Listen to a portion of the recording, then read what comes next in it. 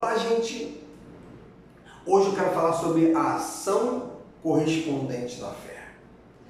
A ação correspondente da fé não é o fazer com o nosso esforço na carne, e sim o crer com o coração e confessar pela boca, que é o crer e o falar. O apóstolo Paulo diz em 2 Coríntios 4:13, eu criei e por isso falei. E nós cremos, por isso falamos. Quando a gente crê genuinamente no nosso coração, quando a gente fala essa palavra que a gente creu, a realidade natural que você está vivendo hoje é aniquilada pela vontade soberana de Deus, que é boa, perfeita e agradável. Querido, entenda uma coisa. A fé, ela move montanhas, não move montanhas. O que move montanhas é o que é a fé que está no nosso coração, e quando a gente fala a palavra, é o dizer para o monte, monte, vai para lá, que o monte vai, sabe? As realidades da nossa vida, os montes da nossa vida são mudados dessa forma. Jesus disse, qualquer um de vós que disser a esse monte e não duvidar no seu coração e crer que se fará dessa forma, será feito. Não é o fazer que vai transportar o monte, é o falar. A ação correspondente da fé é o crer e o falar. Perguntaram para Jesus, em João capítulo 6, o que fazer para realizarmos a vontade de Deus? Jesus fala, a vontade de Deus, a obra de Deus é crer naquele que por mim foi enviado. Crer em quê? Jesus. E Jesus é a palavra. Quando a gente crê em Jesus, que é a palavra revela a vontade boa, perfeita e agradável de Deus. Quando a gente crê nessa palavra e fala essa palavra, querido, é como se o próprio Deus estivesse dando uma ordem.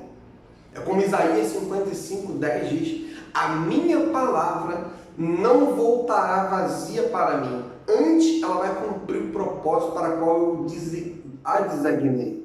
Só que Deus, ele fala hoje, Deus, ele dá ordens às circunstâncias através de nós, de nós, a sua igreja. Quando a gente crê na palavra e fala a palavra, Deus disse para Jeremias, olha, eu coloco as minhas palavras na tua boca e te dou poder, Jeremias, para construir, para edificar, para derribar. Querido, a palavra de Deus está na nossa boca.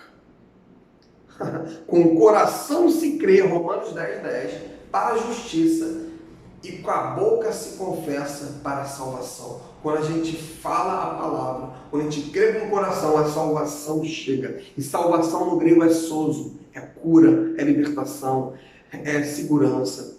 Cara, eu não sei o que você está sofrendo, eu não sei qual é o teu problema, mas não fica descrevendo sobre o problema.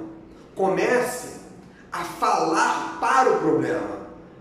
Jesus não falou, fale sobre o monte, não, fale para o monte, monte vai para lá. Qualquer um que diz no seu coração não duvidar e falar para o monte, não descrever sobre o monte. Querido, essa é a fé do tipo de Deus.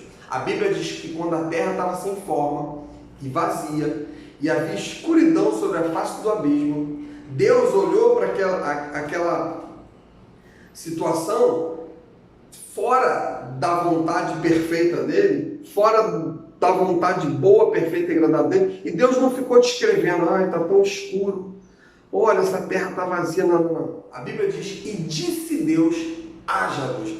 Deus, ele não falou o que ele viu, ele falou o que ele queria ver.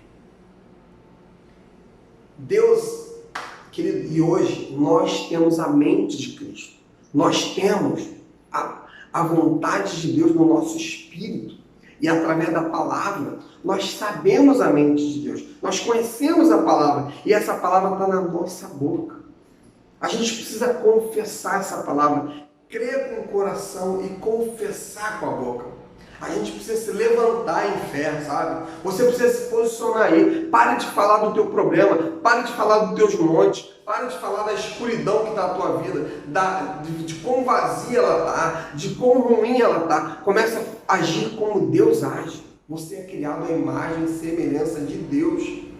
Você precisa agir como seu Pai age, pela fé. E disse Deus, haja luz e houve luz. Por quê? Porque a palavra de Deus não volta vazia. Quando Deus fala, Ele cumpre. Amém? Ah, mas é quando Deus fala, querido.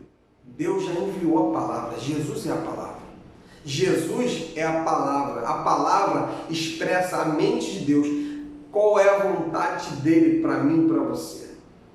Para mim e para você. E quando a gente renova a nossa mente com essa palavra, quando a gente crê com o coração e a gente fala, é como se o próprio Deus estivesse dando ordem para aquela situação mudar, para essa realidade natural que você vive mudar. Deus disse para Ezequiel, Ezequiel, fale a esses ossos secos, diga a esses ossos secos, ouve a palavra do Senhor e tornem a vida. Deus faz uma pergunta para o profeta Ezequiel. Ezequiel, acaso esses ossos sequíssimos, Deus leva Ezequiel para um monte de um vale de ossos secos. E Deus faz uma pergunta, Deus confronta Ezequiel. Ezequiel, acaso esses ossos podem tornar a ter vida? E Ezequiel, tu sabes. Deus não queria essa resposta. Deus queria saber se Ezequiel sabia. Claro, Deus sabe se os ossos secos podem tornar a vida ou não. Os ossos secos representam qualquer área da tua vida que esteja seca. Casamento, saúde, qualquer área, finanças, qualquer área. Cara, o plano de Deus não é você viver em derrota. Deus tem vida em abundância para você. Tá? E Deus provocou Ezequiel. Ezequiel, acaso essa situação que você está vivendo aí, esses ossos secos, podem tornar a ter vida? Ezequiel, tu sabes. Muitos crentes estão assim hoje, Senhor, faça a tua vontade. A tua vontade, eu quero a tua vontade. Isso soa até como espiritual, mas não é nada espiritual. Isso é ignorância. Querido, nós temos a palavra. Jesus disse em João 15, tudo o que eu recebi do meu Pai, eu ensinei para vocês. Nós já temos a palavra. Nós já temos a direção da palavra. E nós já sabemos a vontade de Deus. Senhor, faça a tua vontade. E Deus fala, a minha vontade é a minha palavra. É o que está escrito na palavra. Só lê a palavra. Ele disse, o sabe, Senhor, não. Aí Deus diz para Jeremias, Ezequiel, profetiza sobre os ossos, dize para os ossos. A fé é crer e falar. Profetiza sobre esses ossos e dize-lhes, ossos secos, ouvem a palavra do Senhor e tornem a vida. E aconteceu. Leia lá em Ezequiel 37, se eu não me engano. Querido, essa é a fé do tipo de Deus. Eu criei, por isso falei. Nós cremos e por isso falamos. A palavra de Deus nos nossos lábios muda a nossa realidade e ajuda a transformar o mundo.